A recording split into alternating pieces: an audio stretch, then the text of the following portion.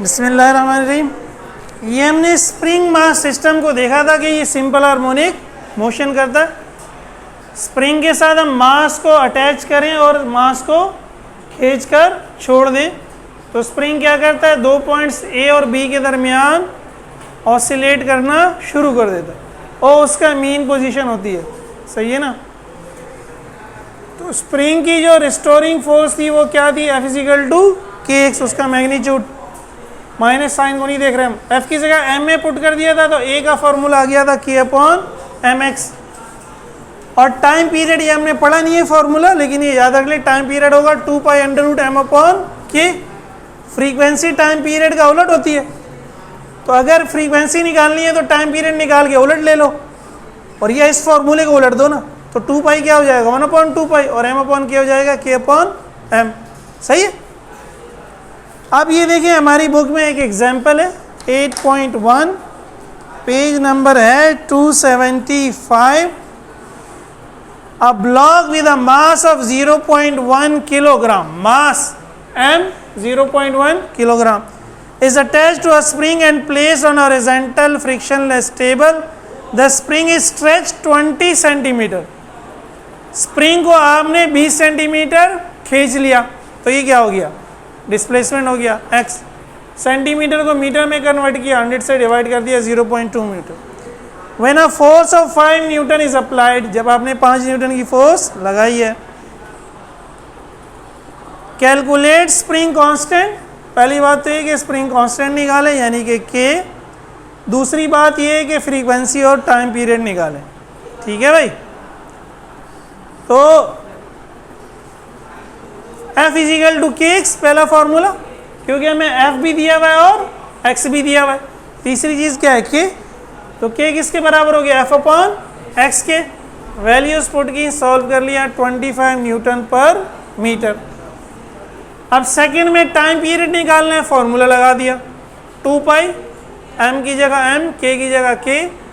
इसको सॉल्व करेंगे, ये आ जाएगा 4 एक्सपोनेंट -3, इसका अंडर रूट ये आ जाएगा, 2π से मल्टीप्लाई करेंगे 0.397 सेकेंड। फ्रीक्वेंसी निकालनी है, 1/t करके फ्रीक्वेंसी निकाल ली। अब ये जो प्रॉब्लम 1 है, एग्जाम्पल 2 है और ये 2018 का 2-6 है, उन सब में आपने यही करना है, या तो k निकालना है या तो फ्रीक्वेंसी निकालनी है और टाइम।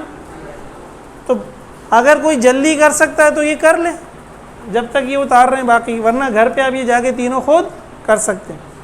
जिसने ये ऑलरेडी उतार लिया है वो इनमें से एक आध कर ले ताकि उसको अपने पर भरोसा हो जाए। ये एग्जाम्पल 8.2 के 3 पार्ट्स हैं, इसका आपने पहला पार्ट करना है बस। ठीक है ना, उतार लो, बाकी लोग कोशिश करो इनमें से एक आध। 2003 pre medical 5D 5 delta. A mass at the end of a spring oscillates with simple harmonic motion with a period of 0.4 second. Period से हमारा टाइम पीरियड हुआ 0.4 सेकेंड। ठीक है।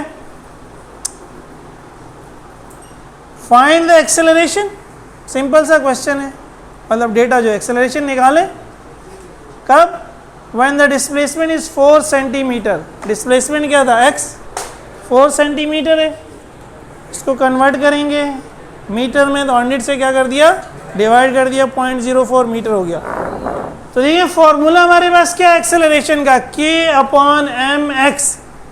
अगर हम डेटा को देखें हमें x दिया हुआ है बस, k/m दोनों क्या है, मिसिंग है। भाई कहाँ, k/m दोनों मिसिंग, k और m दोनों मिसिंग है। तो फिर ये टाइम पीरियड हमें किसी मकसद के लिए दिया है ना, ऐसे ही बेकार में, जैसे तुम लोग बेकार में आते हो। मेरी बात नहीं सुनते बस, अबे समझो भाई। ठीक है, तो k/m, k और m दो चीज़ें हैं, लेकिन अगर हम टाइम पीरियड का फॉर्मूला लिख दें, चलो 2π√m/k, अगर इसको मैं उलट दूं तो k/m बन जाएगा, तो पूरा k/m ही निकल आ जाएगा यहाँ से। सही है। अच्छा, अब पहले क्या किया हमने, इसका अंडर रूट खत्म किया तो स्क्वायर ले लिया, तो लेफ्ट साइड का स्क्वायर क्या हो जाएगा, t²। 2 का स्क्वायर क्या हो जाएगा 4, पाई का स्क्वायर क्या हो जाएगा, और अंडर रूट एम अपॉन के क्या हो जाएगा, एक स्टेप मैं समझे भूल गया, टी का square 2 pi under root m upon k का, तो टी का स्क्वायर तो टी स्क्वायर ही रहा, 2 का 4 पाई का पाई स्क्वायर और एम अपॉन के अंडर रूट से स्क्वायर क्या हो गया, खत्म हो गया, ठीक है ना। अब ये एम अपॉन के को जब मैं इधर ले आऊंगा तो ये क्या हो जाएगा के अपॉन, और टी स्क्वायर को मैं इधर ले गया तो ये 4 पाई स्क्वायर के साथ डिवाइड हो गया, और टी स्क्वायर मुझे गिवन है तो मैंने वैल्यू पुट कर दी, 4 pi square divide by T 0.04 का स्क्वायर, कैलकुलेटर से सॉल्व किया 246.7, ये के अपॉन एम पूरा आ गया, तो मैंने पूरे के अपॉन एम को ही ले लिया। इक्वेशन मैंने दोबारा लिख ली है, एक्सेलरेशन था मेरी इक्वेशन 1, के अपॉन एम की वैल्यू, एक्स की वैल्यू सॉल्व कर लिया 9.86 मीटर पर सेकेंड। अब ये अगला क्वेश्चन है 2019 में 2-7, यही क्वेश्चन आपके मॉडल पेपर में दिया हुआ है 2-3, यही क्वेश्चन, फर्क क्या है या तो देख लो, इसको 6 कर दिया उसने, टाइम पीरियड वही है, एक्सेलरेशन निकालना, एक्स क्या कर दिया 6 कर दिया, इसमें पढ़ भी लो, मॉडल पेपर में भी यही है, तो ये ज़रा कर लो खुद अभी कि मॉडल पेपर से कुछ आ भी सकता है।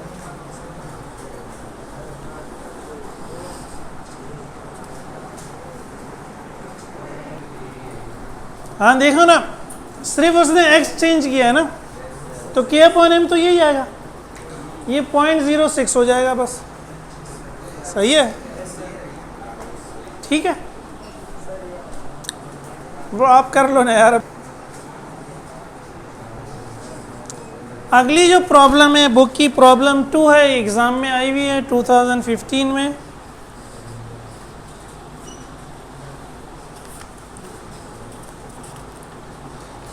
A body hanging from a spring is set into motion and the period of oscillation is found to be 0.5 second. एक बॉडी स्प्रिंग से लटक रही है, सरफेस पे नहीं रखी। वैसे स्प्रिंग से आप जैसे ही बॉडी जोड़ेंगे तो वेट उसको नीचे ले जाएगा ना, तो वो क्या करेगी, खुद ही ऑसिलेट करना शुरू कर देगी, लेकिन फ्रिक्शन की वजह से रुक जाएगी, सही है। तो दोबारा आप खींच के उसको फिर ला सकते हैं, लेकिन इनिशियली वो क्या करेगी, खुद ही ऑसिलेशन, क्योंकि वेट उसको नीचे खींच देगा, और वेट नीचे खींचेगा, स्प्रिंग फोर्स दोबारा क्या करेगी, उसको वापस लाएगी, तो ये ऑसिलेशन क्या करेगा, शुरू कर देगा। After the body has come to rest, तो देखिए बॉडी ऑसिलेट कर रही है, कह रहा है बॉडी ऑसिलेट करते करते रेस्ट पे आ गई, तो मैंने एज्यूम किया कि बॉडी यहाँ पे रेस्ट पे आ गई, तो उसने यहाँ से यहाँ तक कितना डिस्टेंस कवर किया, x, जब वो रेस्ट में आ गई। How much shorter will the spring be when it comes to rest, जब वो रेस्ट पे आ गई तो स्प्रिंग कितना छोटा हो गया, स्प्रिंग कितना छोटा हो गया, जितना x है, सही ना। पहले स्प्रिंग यहाँ तक था, अब स्प्रिंग, तो इसमें से ये माइनस कर दूं तो क्या है, ये x है, तो मैं x निकाल लूंगा, तो मैं ये निकाल लूंगा कि स्प्रिंग कितना छोटा हो गया। टाइम पीरियड मुझे दिया हुआ है, x निकालना है। बॉडी जब रेस्ट पे आ जाएगी, बॉडी जब, तो यहां पर बेसिकली यहां तो ये मैंने दिखाया, ये दिखाया कि दो फोर्सेस अमल कर रही हैं, वेट नीचे और स्प्रिंग की फोर्स। जब बॉडी रेस्ट पे होगी तो ये दोनों बराबर होंगी, तभी रेस्ट पे होगी। When body comes to rest तो F बराबर है W, F क्या है kx, W क्या है mg, x निकालना है, k को डिवाइड कर लिया, अगेन देखिए m अपॉन k आ गया, टाइम पीरियड से निकल आएगा, 2 pi under root m upon k, square ले लिया, 4 pi square m upon k। अब m अपॉन k ही चाहिए, m अपॉन k यहाँ पे रहा, 4 पाई स्क्वायर डिवाइड हो गया, वैल्यूज पुट की, ये आ गया, इक्वेशन 1 में पुट कर दिया, तो m अपॉन k की वैल्यू ये आ गई, g की वैल्यू 9.8 मल्टीप्लाई कर दिया, ये आंसर आ गया। ये क्वेश्चन इसी तरह का, ये जल्दी से खुद करें, 2013 2-10